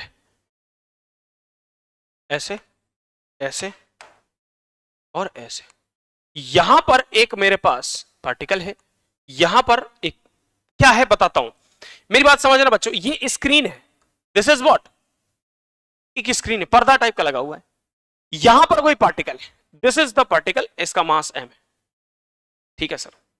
यहां से मैंने यहां से लाइट लाइट लाइट इंसिडेंट करवाई, ऐसे यहां से लाइट इंसिडेंट कराई, ठीक, क्या लगता है इस पार्टिकल का शैडो यहां बनेगा, बोलिए बोलिए। और अगर ये पार्टिकल ऐसे ट्रेवल करेगा तो देख पहले सोच हो क्या रहा है, ठीक है, इस बात को समझना पड़ेगा। मैंने कहा ये पार्टिकल है, ये शैडो है, पार्टिकल यूसीएम परफॉर्म कर रहा है, समझना मेरी बात को, पार्टिकल कौन सा मोशन परफॉर्म कर रहा है, पार्टिकल कौन सा मोशन परफॉर्म कर रहा है, यूसीएम मतलब यूनिफॉर्म सर्कुलर मोशन कर रहा है। ये पार्टिकल चल रहा है ऐसे, और ये लाइट पड़ रही, तो तुम्हें नहीं लगता कि जैसे जैसे पार्टिकल चलेगा शैडो इधर चलेगी, बोलो बोलो, अरे भाई पार्टिकल चलेगा ऐसे, शैडो चलेगी ऐसे, चलते चलते चलते चलते यहां पर ओवरलैप कर जाए, और यहां से ये वाला पार्टिकल इधर आएगा। अब मैं तुमसे फिर से कह रहा हूं, कि यार हम फिर से यहां से लाइट इंसिडेंट करा रहे हैं, ये ले, है ना, अंधेरा है, बिल्कुल फुल अंधेरा है, और इधर से मैं लाइट इंसिडेंट करवा रहा हूं। तो मैंने कहा जैसे जैसे पार्टिकल यहां चलेगा तो इसकी जो शैडो है वो ऊपर चलती जाएगी, एक टाइम पर आकर ये दोनों ओवरलैप करेंगे। अब ये पार्टिकल आपका इधर चलेगा और शैडो चलते चलते चलते चलते यहां जाएगी, फिर ये चलते चलते चलते चलते जल्दी यहां आएंगे, फिर से ओवरलैप करेंगे, और उसके बाद ये पार्टिकल इधर चलता जाएगा चलता जाएगा चलता जाएगा, ये वापस आ जाएगा। यानी हमारी जो शैडो है वो पहले ऐसे ऊपर गई, फिर यहां आई, फिर यहां गई, और इसके बाद यहां से ऐसे वापस घूम के ऐसे आ जाएगी। बात समझे? ये किसका मोशन है? और ये जो पाथ है ये कौन कर रहा है? पार्टिकल। तो यार एसएचएम कौन कर रहा है? सवाल ये है, एसएचएम कौन कर रहा है? शैडो एसएचएम कर रही है। यानी यहां स्टडी पार्टिकल की, बोलो बोलो, पार्टिकल की स्टडी नहीं है, पार्टिकल के शैडो की स्टडी करनी है हमने। तो ये पार्टिकल ऐसे जो घूमता रहेगा और हमें इसकी स्टडी करनी है। अब आप कहेंगे सर क्या हमको यही करना पड़ेगा? हमने कहा नहीं, इसको अपन क्या करेंगे, इसको पढ़ने के बाद हम इस वाली लाइन में इसको ड्रॉ कर लेंगे। जब हमको पूरी बात समझ में आ जाएगी, हम अलग अलग जगह पर डिस्प्लेसमेंट, फेज, टाइम वगैरह वगैरह सब निकालना सीख जाएंगे, तो हम क्या करेंगे, अपना काम बना लिया, उसके बाद हम इसमें इसको ड्रॉ कर लेंगे। ध्यान से देख, ये पार्टिकल का जाना और वापस लौट के आना कुछ ऐसा ही तो है जब यहां जाना और वापस लौट कर आना। बोलो, तो हम पता है क्या करेंगे, हम सिर्फ आधा पोर्शन पढ़ लेंगे इतना, और इसके बिहाफ पर इसका अंदाजा लगा लेंगे ऐसे कि ऐसे यही सेम चीज यहां भी हुई होगी, हम ऐसा आइडिया यहां पर लगा लेंगे। बोलो, तो मैंने कहा कि सर ये मान लो मैंने कहा मेरा पार्टिकल यहां था और इस पार्टिकल का जो शैडो है वो यहां है, तो पार्टिकल को किसी रैंडम पोजीशन पे मैंने यहां देखा, ठीक है सर, यहां पर कहीं ऐसे देखा। सर ये एंगल कितना? मैंने कहा थीटा, थीटा को ओमेगा टी लिख सकता हूं। बोलिए बोलिए, भूल गए तुम लोग? अरे ओमेगा बराबर थीटा बाई टी होता ना भाई, तो थीटा बराबर क्या आ जाएगा? और वैसे भी यूसीएम परफॉर्म कर रहा है, लिख सकते हो, कोई प्रॉब्लम नहीं है। हमने कहा पार्टिकल की जो पोजीशन है भाई वो इधर है ऐसे, अरे कहां जा रहा, ऐसे, अरे ये ले ऐसे, और ये पार्टिकल जा रहा था ऐसे। अच्छा पता, इसको मैंने नाम दिया है प्लस ए। क्या दिया है? प्लस ए। अरे एम्पलीट्यूड, जानते ना? यस, ये एम्पलीट्यूड है। जब हमारा पार्टिकल यहां कहीं पहुंचा तो हमारे पार्टिकल की शैडो यहां कहीं होगी। यार तुम समझ नहीं पा रहे हो क्या? ये पार्टिकल ऐसे, this is your Y, this is your Y displacement, ये जिसकी बात कर रहा था मैं, जिसकी अभी तक आप इक्वेशन पढ़ते आए हैं, y is equal to A sine omega T को ए कॉस ओमेगा टी, ये वही तो है। अच्छा, ए कॉस ओमेगा टी प्रूव करने की जरूरत नहीं है, क्योंकि साइन यदि पीरियोडिक मोशन है और वो कर रहा है तो कॉस वाला भी करेगा, क्योंकि कॉस भी तो पीरियोडिक मोशन है, और उसकी पीरियोडिक किस तरह से दिखाई जाती है मैं अभी दिखाऊंगा तुम्हें। तो आपने कहा ये भाई सर ये ऐसे यहां तक, और इसको मैं ऐसे यहां कर देता हूं, तो जो ये है वही ये भी तो है। क्यों भाई? ये भी तो वाई ही है, ये अगर ए है तो ये वाला भी तो प्लस ए ही है। तो मैंने कहा एक काम कर, इस ट्राइंगल में साइन थीटा लगा दे, साइन ओमेगा टी आ जाएगा। तो क्या आपको नहीं लगता वाई बाई ये आना चाहिए? तो वाई बराबर क्या आ जाएगा? ए साइन ओमेगा टी, ए साइन ओमेगा टी। अगर मैं तुमसे कहूं कि थोड़ी देर के लिए एक ऐसा कर ले कि इस पार्टिकल को यहां कहीं मान ले और इसका एक ऐसा ही छोटा सा पॉइंट और ले ले, इस वाले को मैं फाइव बोल देता हूं, क्या बोल देता हूं, तो पूरा कंप्लीट एंगल क्या हो जाएगा? जहां पर फाई आपका फेज हो जाता है बेटा, फेज समझते हो ना? छोटा सा एंगल, फेज का मतलब होता है टेंडेंसी टू मूव, आप किधर चलना चाहते हो वही आपका फेज कहलाता है। आप किधर चलना चाहते हैं ये फेज कहलाता है। तो y is equals to A sine omega T plus phi, that's all. बात समझ में आई? This is your equation of SHM, ये आपके डिस्प्लेसमेंट इक्वेशन है। सर क्या ये कॉस में हो सकती है? मैंने कहा यस, एक्स बराबर या y इज इक्वल टू, क्या ये a cos omega T plus phi हो सकती है? हमने कहा बिल्कुल। क्या ये x इज इक्वल टू, मैं x एक्सिस में इसको लिख सकता हूं? मैंने कहा बिल्कुल लिख सकते हो, a sine omega T plus phi ऐसा लिखा जा सकता है, या x is equal to a sine omega T minus phi, sorry plus minus हो सकता है, ये प्लस माइनस हो सकता है, और ये साइन हटाकर यहाँ पर x बराबर a cos लिखा जा सकता है। यस, ये कंपोनेंट इक्वेशन है, कभी जरूरत पड़े तो लिख सकते हो, नहीं तो कोई प्रॉब्लम नहीं है। ठीक है, जनरली यही वाली साइन वाली ही मिला करती है। अब देखो जरा एक बार ग्राफ देख लो, एक बार ग्राफ देख लीजिए। ज्यादा तेज तो नहीं चल रहा है? हाँ ठीक है, बता। वैसे यहां पर कुछ ऐसा नहीं है ना कि बहुत टफ चल रहा हो, जहां थोड़ा भारी भरकम चीजें आएंगे मैं रुक जाऊंगा। एसएचएम में तो नहीं है, वेब में ही भले ही मिले, वहां पर थोड़ा है। ये प्लस है और ये, हाँ बोलिए बेटा, ये वाला माइनस है। प्लस ऐसे कहां तक फ्लक्चुएट करेगा? माइनस से तक। ये आपका बच्चों ये वाली पोजीशन जो है ये मीन पोजीशन है, तो मैंने कहा यहां पर t बराबर 0, यहां पर x बराबर भी 0, राइट? बोलो भाई। अच्छा तो अगर मैं t की वैल्यू 0 डाल दूं तो y इज इक्वल टू, ये किसकी इक्वेशन है पहले तो ये समझ, ये y is equal to a sine omega t plus five, इसी की इक्वेशन लिखी हुई है ये। सोच, अगर मैं यहां पर t का वैल्यू 0 डाल दूं तो साइन 0 हो जाएगा, और साइन 0 0 होता है, तो y की वैल्यू 0 हो जाएगी, तो है तो देखो t जरा 0 पर, पार्टिकल 0 पर है। बोलो। अब अगर मैं इसकी थोड़ा सा और जांच करूं तो आप कहेंगे यहां से यहां तक की डिस्टेंस पे हम लोग लैम्डा कहते हैं। हमने कहा ठीक है, यहां से यहां तक के टाइम पीरियड को मैं t/2 लिख सकता हूं, इसको हम लोग कैपिटल T लिख सकते हैं, इसको हम लोग 3t/4 लिख सकते हैं, इसको हम लोग t/4 लिख सकते हैं। क्या कहते हो? बोलो यार।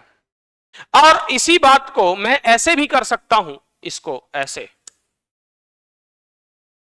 यहां कर दीजिए, यहां पर मैं ऐसा भी कर सकता हूं। अरे क्या हो गया ये, ऐसे ऐसे हटाइए इसको। हाँ देखना बेटा, एक आप चीज जानते हैं, t बराबर होता है 2π/ω, जानते हो ना? बोलो बोलो।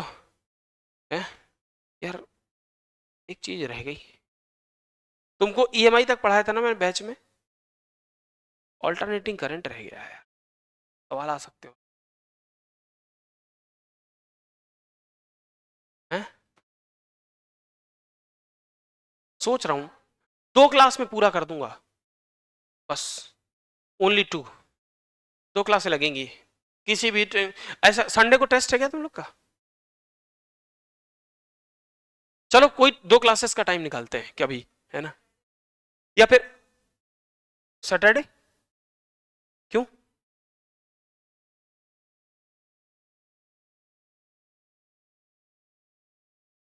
तो हमने लगा लिया तो बराबर हो गया ना, फिर काय का ऑफ है? हाँ सही बात है, फिर तो काय का ऑफ। अगर मैंने 2 घंटे 3 घंटे पढ़ा दिया तो उसमें तो ऑफ बचे कहाँ? हाँ ये तो है। ये तो एक काम करते हैं, एसएचएम कंप्लीट करते हैं, और उसके बाद एसएचएम के बाद में 2 दिन किसी भी दिन टाइम निकाल दूंगा, ठीक है? तो फ्लो में भी चलता रहेगा तुम्हारा और भार भी नहीं लगेगा। बात ये ना, सिर्फ मेरा पढ़ाना इंपॉर्टेंट नहीं है, आपके यहाँ घुसना भी तो इंपॉर्टेंट है। हाँ चलिए आइए सुनिए, तो टी का वैल्यू कितना बोल? 2π/ω लिख। तो यहां पर टी बराबर, कई बार ऐसा होता है कि वो तुमसे टाइम पीरियड इस फॉर्मेट में लिखते हैं, इस फॉर्मेट में। अब जिसने पहले नहीं देखा होता उसको लगता है ये क्या है, ऐसा क्यों कर रहे हैं लोग, π/ω 2π/ω, वो यही तो है।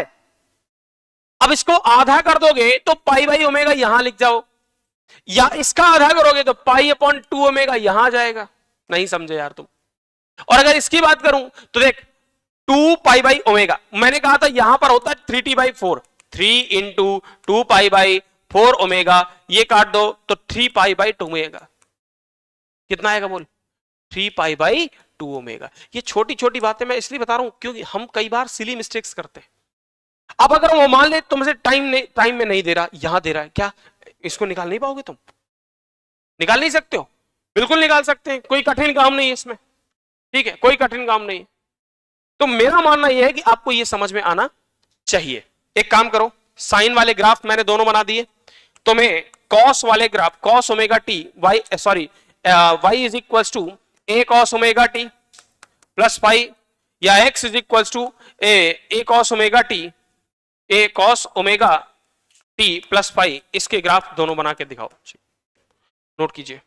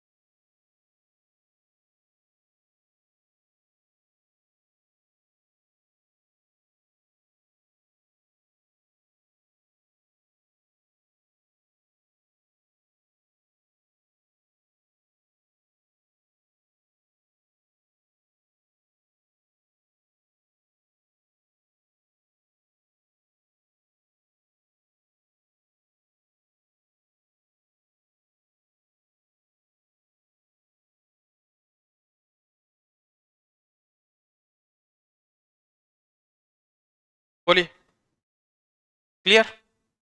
आगे चलूं? बनाइए दोनों फटाफट।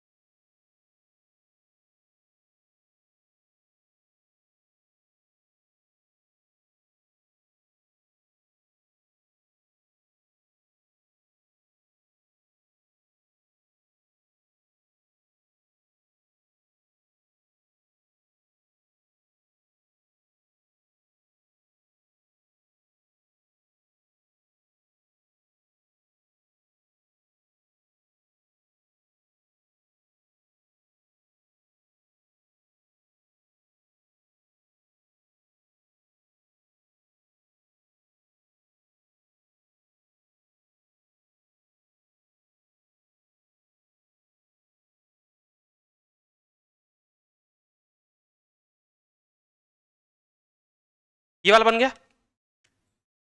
हम्म, ठीक है। अच्छा बताओ, अगर मैं तुम्हें डिस्प्लेसमेंट बता दूं तो फेजर बताया जा सकता है, फेज बताई जा सकती है, और फेज बता दूं डिस्प्लेसमेंट बताया जा सकता है कि नहीं? क्यों? समझ रहे हो ना?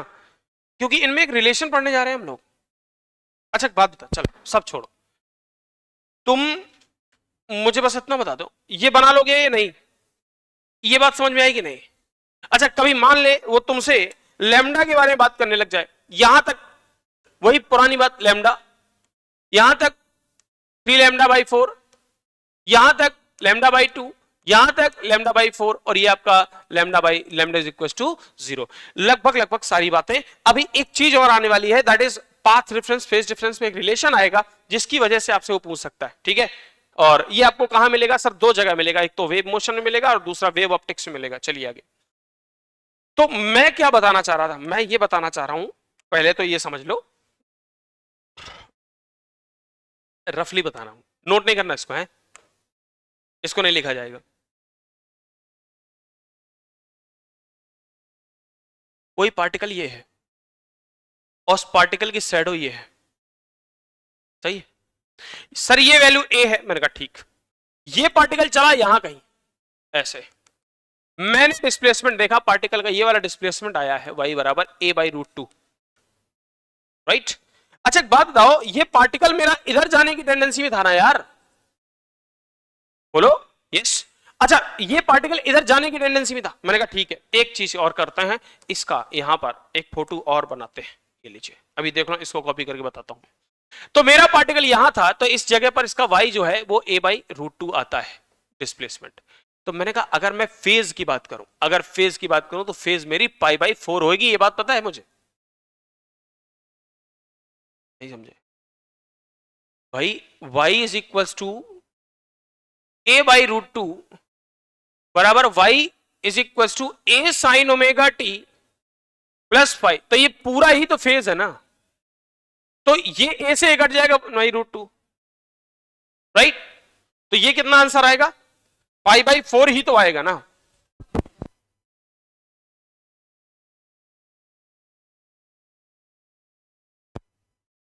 भूल जाते हैं कि हम लोग कहां खड़े। तो ये आपका फेज कितना आ जाएगा बताओ, π/4। अब मैं अगर आपसे कभी ये कह दूं, मान लीजिए मेरे पास कि मैं आपसे कभी ऐसे कह दूं, जरा ध्यान से देखना, कि हमारे पास एक पार्टिकल है जो अब यहां नहीं, दरअसल यहां कहीं देखा गया, यहां कहीं देखा गया, और ये आपका डिस्प्लेसमेंट है, और ये डिस्प्लेसमेंट अभी भी 1/a√2 है। मतलब कि सर डिस्प्लेसमेंट अभी भी 1a/√2 ही है, ठीक है। यहां से ये आ रहा था, ये वाला डिस्प्लेसमेंट जो है पार्टिकल का यहां से यहां तक अभी भी कितना है, a/√2 है। इसका मतलब कि पार्टिकल की दो पोजीशन के लिए शैडो की एक पोजीशन होगी, मैं ये कहना चाह रहा हूं। इसका मतलब कि ये अपनी एक्सट्रीम पोजीशन तक जा रहा होगा, ये ही तो है एक्सट्रीम पोजीशन। अरे भाई ये प्लस ए है तो ये एक्सट्रीम हुआ ना, ये आपका जीरो वाला है।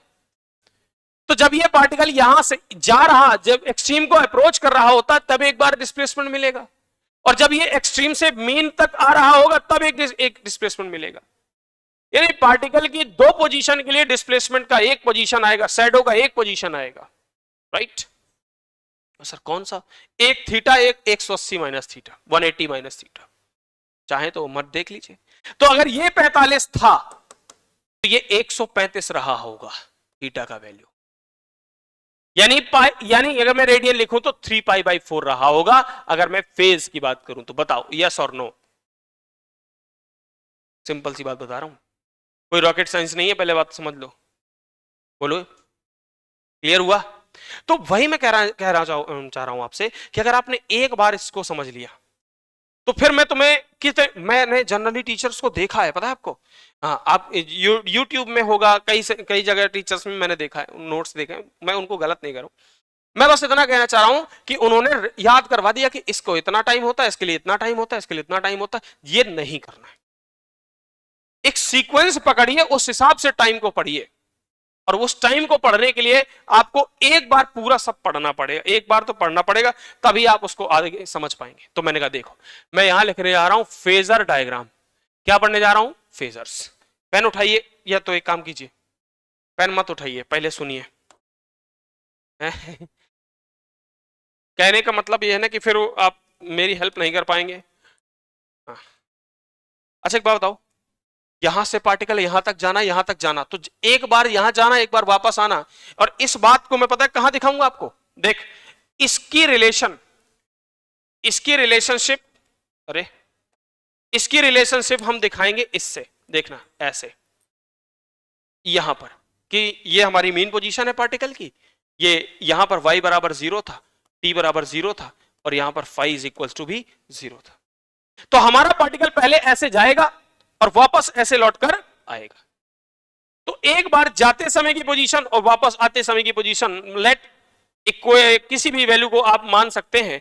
तो यहां से एक बार ये जाते समय की और आते समय की पार्टिकल की, ये पार्टिकल का रास्ता है, ये वाला रास्ता पार्टिकल का है, और ये वाला ये जो है ये आपका मतलब ऐसे समझिए कि ये हमारा फेज यहां पर हम चेक कर पाएंगे। हमारा पार्टिकल इस तरह से मोशन करेगा और उसकी फोटो हम इधर बना लेंगे। तो एक बार जाने का, एक बार वापस आने का। सर ये मेन पोजीशन है और यहां पर प्लस ए लिख दीजिए, खत्म बात। तो मैंने कहा जाओ, ये पार्टिकल यहां कहीं है, तो यहां y 0 है, यहां टाइम भी 0 है, और अगर टाइम 0 है यहां पर तो अच्छा ठीक है, यहां पर टाइम 0 है तो यहां पर फाइव भी 0 है। मैंने कहा ठीक है, सब कुछ 0। अच्छा एक छोटी सी बात और बता दूं, लगे हाथ, फिर मैं चलता हूं।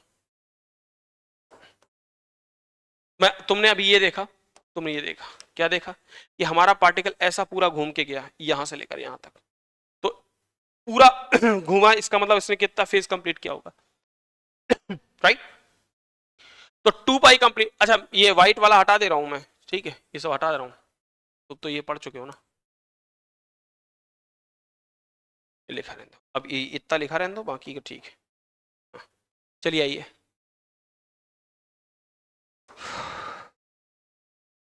ये बताओ 2π फेज कंप्लीट करने में कितना टाइम लगा? मैं पता तुम्हें क्या बता रहा हूं,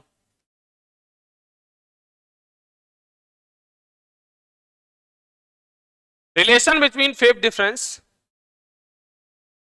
and time difference, phase difference और टाइम डिफरेंस के बीच में फॉर्मूला है, रटना मत, ऐसे सिखा देता हूं कि 2 पाई घूमने में टाइम लगा टी, तो 1 में कितना लगेगा, सही है।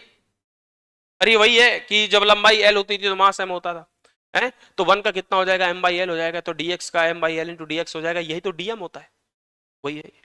तो 2 पाई घूमने में लगा टी, तो 1 में लगा टी पाई बाई 2 पाई। तो मुझे बताइए कि डी फाई घूमने में कितना लगेगा, simple T by 2 pi into D phi, और यही कितना है, यही का, इसी को क्या गलत है। तो अगर मैं तुमसे पूछूं कि dt का वैल्यू कितना आएगा, तो t upon 2 pi into D phi, या इसी को ऐसे लिख दीजिए कि delta T is equal to T upon 2 pi into delta phi. बात समझे। अब मैं तुमको अगर फेज डिफरेंस बता दूं तो क्या तुम टाइम निकाल सकते हो कि कहां पर कौन कौन किस टाइम पर होगा, बता सकते हैं ना, सिंपल सा है, कुछ कठिन नहीं है इसमें, ठीक है। तो ये अभी आप ये नोट करेंगे थोड़ी देर बाद जब मैं आपको लिखवाऊंगा। अब यहां पर आइए, सर क्या मैं अलग अलग जगह पर टाइम बता सकता हूं, मैंने कहा बिल्कुल बता सकते हो सर, यह है रटना नहीं है, उसको चीजों को समझना तो आप कर पाओगे। मैंने कहा मान ले ये मेरी शैडो रही होगी। अब आइए थोड़ा सा और आगे चलते हैं, तो हमारा पार्टिकल पहले यहां आया होगा, ये कौन सी पोजीशन हो सकती है, सबसे कम एंगल 30 का हो सकता है, 45 हो सकता है, 60 हो सकता है, 90 हो सकता है, 0, 30, 45, 60, 90, और वापस आते समय 90 से 120, 135, 150, 180, भाई एक थीटा होगा, है ना, और एक 180 माइनस थीटा होगा। तो सबसे पहला पोजीशन देखा मैंने पार्टिकल का मेरे यहां पर, और सर ये पोजीशन मैंने कहा theta is equal to 30 degree की, यानी डेल्टा फाई का वैल्यू पाई बाई 6 लिखा है, 6 का 18, हाँ पाई बाई 6 लिखा है, 6 से 3 बार, तो पाई बाई 6 लिख दीजिए। वाई का वैल्यू लिखा हुआ बच्चों ए बाई 2 साइन साइन थीटा, नहीं समझे, वाई बराबर ए साइन थीटा होता है ना, Y is equal to A sine theta होता है, तो Y is equal to A और साइन थीटा यानी साइन 30, तो 1/2 ओमेगा टी प्लस फाई को ही मैं थीटा कह रहा हूं, समझना बात को, तो ओमेगा टी प्लस फाई को थीटा बोल दीजिए, तो 30 का वैल्यू कितना आ जाएगा 1/2, तो वाई इज इक्वल टू ए आ गया a/2, सही है। सर यहां पर टाइम तो 0 था, लेकिन यहां पर टाइम तो लगेगा कुछ ना कुछ, कितना टाइम लगेगा मुझे आप बता सकते हैं। तो आपने कहा सर देखिए dt या delta T is equal to T by 2 pi into pi by 6, answer बोल, टी इज इक्वल टू, यहां पर अगर मैं आपसे कह देता हूं कि यहां पर टाइम लगा होगा t1, तो यहां पर आ जाएगा t/12,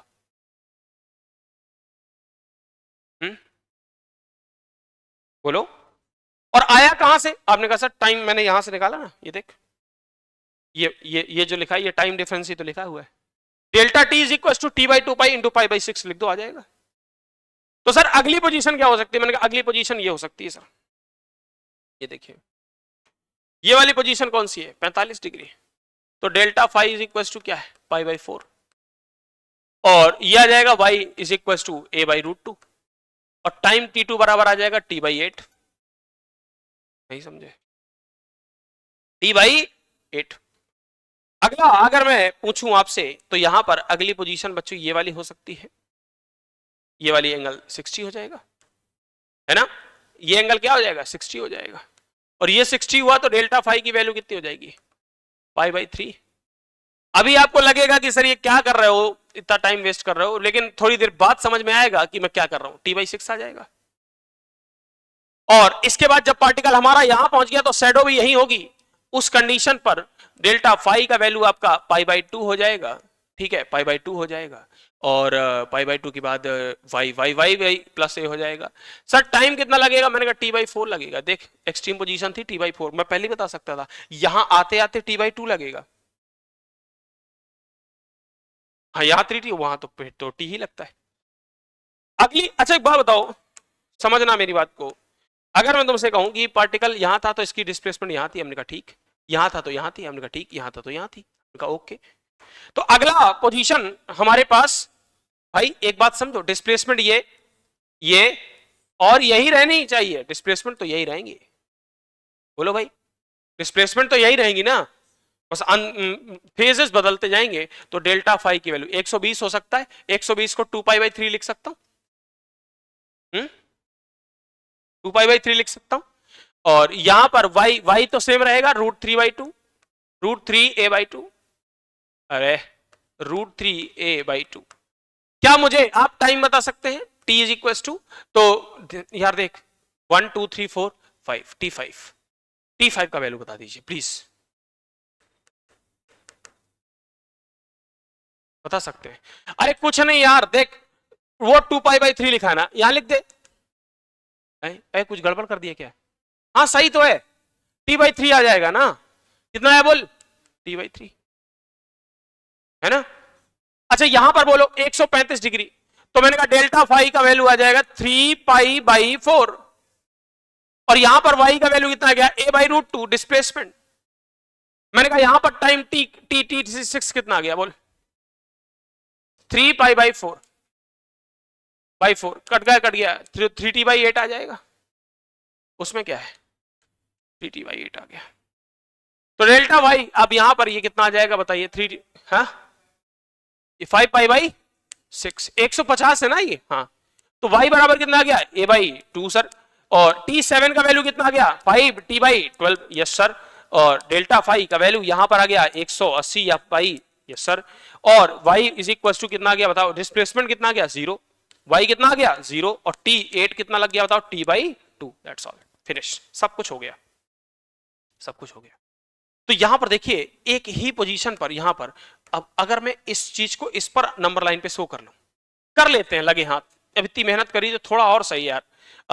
टाइम यहां पर जाते समय, ये जाते समय की बात है, देख शुद्ध हिंदी में लिख रहा हूं, और ये आते समय की बात है। ठीक, यहां कहां जा रहे हो? अबे जा कहां रहे हो? Towards extreme position. यहां कहां जा रहे हो? बोलिए बोलिए। Towards mean position. सही बात है। मैंने कहा देख यहां पर टी टाइम यहां कुछ लगेगा, यहां पर कुछ लगेगा सर। डेल्टा फाई का वैल्यू तो वही से यहां पर आएगा π/6, और यहां पर आ गया π/6 के साथ कौन सा है? 5π/6 यार होना ही था वो तो। π/6 के साथ क्या होगा? 5π/6 होएगा ना। तुम समझे नहीं भाई, यहां से लेकर यहां तक पूरा डिस्प्लेसमेंट कितना हुआ? पाई हुई तो हुआ है। अरे देखो ये फेज डिफरेंस कितना है? पाई नहीं, π/2 हुआ ना, π/4। हाँ ठीक है, तो 5π/6 आया। ठीक है सर। अगला, तो यहां पर टाइम कितना है? मैं सबको लिख रहा हूं t/8, और यहां पर कितना आएगा बताओ? 3t/8। क्या लिख रहा हूं मैं? t/12 ना यार, यहां t/12, ये t/12, और ये आ गया 5t/12। ये आया, यही तो आया। हाँ वेरी गुड। अब π/4, और यहां t कितना है बताओ? t/6, और जाते समय का आते समय का ये टाइम बताना जरा। t कहां पर? अच्छा ये t/8 है। ओके, ये तो ये आएगा 3t/8 है ना। देखो इसके बाद ओके ये हाँ 3t/8 सही है। और ये कितना आएगा बताओ? ये π/4 हो गया, 3π/4 एग्जैक्टली। कितना आएगा? 3π/4 सही है। देख लो यार, फिर ना कहना। हाँ ठीक तो है, π/4 3π/4 सही है, सही बिल्कुल सही है। हाँ अगली 1 2 3 बस ये वाली पोजीशन और बता दो, फिर उसके बाद ए वाली तो मैं लिख दूंगा, कोई दिक्कत नहीं।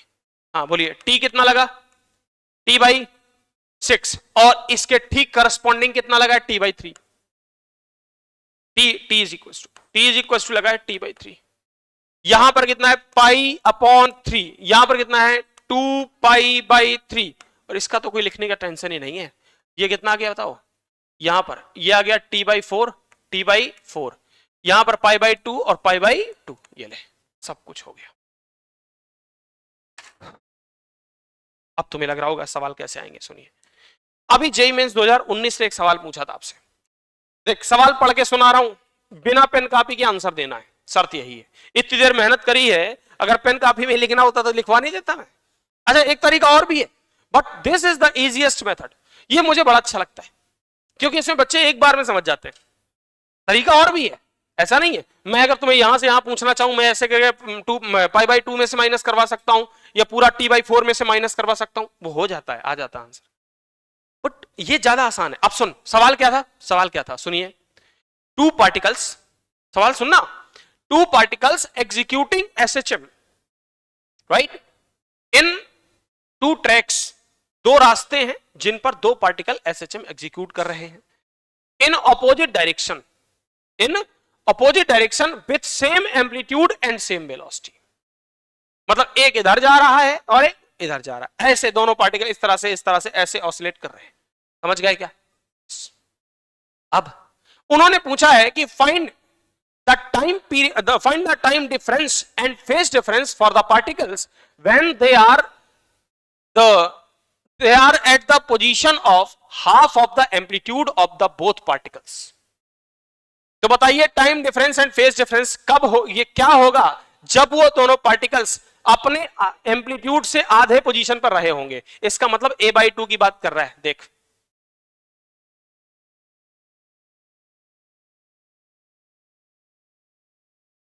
मैं कह रहा हूं आधे पोजीशन पर, ए से आधे पर, तुम लोग समझे ना? अरे यार मैं कह रहा हूं अपनी एम्पलीट्यूड से आधे पोजीशन पर रहे होंगे, तो a/2 के पोजीशन पे रहे होंगे ना।